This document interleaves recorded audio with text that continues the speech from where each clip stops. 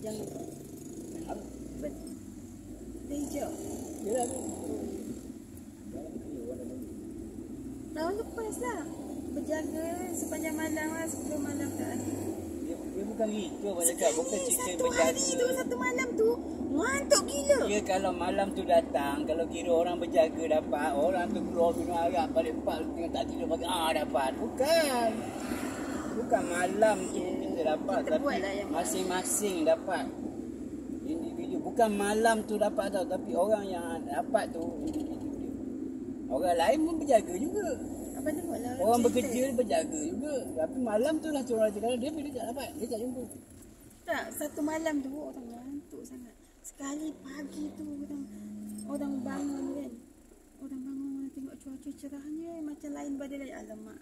Mungkin kot malam tadi tapi Itulah salah pemahaman sebenarnya. Bukan salah faham. Bukan malam tu. Maksudnya bukan malam tu orang tu itulah tu kadar. Bukan. Masuk kadar tu pada diri. Bukan malam tu kita tengok duduk itulah tu kadar.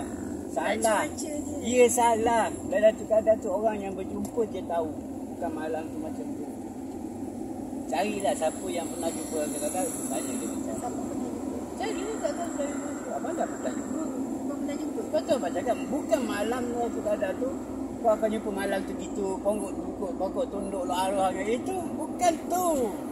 Tapi kalau jumpa Allahu Akbar. Kau akan jumpa sesuatu yang kau saya nak cakap, nak tegang kau payah nak orang yang jumpa tu tahu. Tapi bukan cerita orang jumpa tu dua dia ahli syurga. Tak juga. Kau kena kuatkan lah ibadah. Tapi pada abang satu, nak dapatkan Datuk Qadar bukan 7-10 malam terakhir. Sepanjang tahun, hari-hari itu. Kalau buat kira mulai, mayan buatlah. Tak hari-hari pun tapi bermaksud kita tak tunggu malam bulan Ramadan je. Bukan nak tunggu malam terakhir, kejauh malam terakhir baru nak sibuk. Daripada Januari tu, sampai Disember, masuk Januari akan jumpa. InsyaAllah tu. Buat ikhlas lah. Kejauh-kejauh sebelum makan akhir orang nak kejar tu kita bertolak kuasa wadah yang kita faham dan nak. abang dah jumpa? Dah jumpa? Yang tahun ni. Orang tak tahu apa jumpa pada aku jumpa malaikat. Oh yang dekat surau tu. Yang tu lah yang Sesuatu yang memang bukan biasa lah, bukan boleh jumpa biasa. Senang ke boleh orang nampak?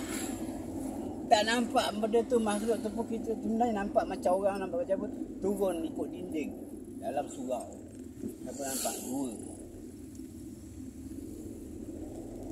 Sampai dalam tu juga abang doa, ya Allah ya Tuhan aku kau lanjut kalau dah sampai puasa yang seterusnya beberapa tahun lagi. Bapa semata mau. Memang zikir habis jangan cerita lah. Itu bukan tidur dengan semayang. Semayang jemaah. Kalau sah yang pertama, apa nama? Turun dia. Kita tak tahu baju kadang itu malaikat. Tapi memang takut sangat masuk. Takut dengan dia sendiri kan. Kalau situ malaikat. Mau turun dulu. Malaikat mau turun dulu. Bukan satu turun. bentuk orang. Bentuk dia bila dia turun ke bumi dia akan bentuk orang. So, Dia akan dia jumpa orang, dia akan jumpa kita ni, makan dia akan jumpa kita. Dia akan datang dekat kita, dia akan jumpa, wahai, nama dia sebut nama kita. Kalau dia sebut aku diperintahkan untuk mencabut nyawa. Tak sempat. Itu dia baru turun depan. Abang dah doa, kuat-kuat doa, bukan doa dalam cakap lah dalam hati. Kau minta dengan ya Allah, kau lanjutkan aku untuk puasa-puasa dan tahun-tahun ini.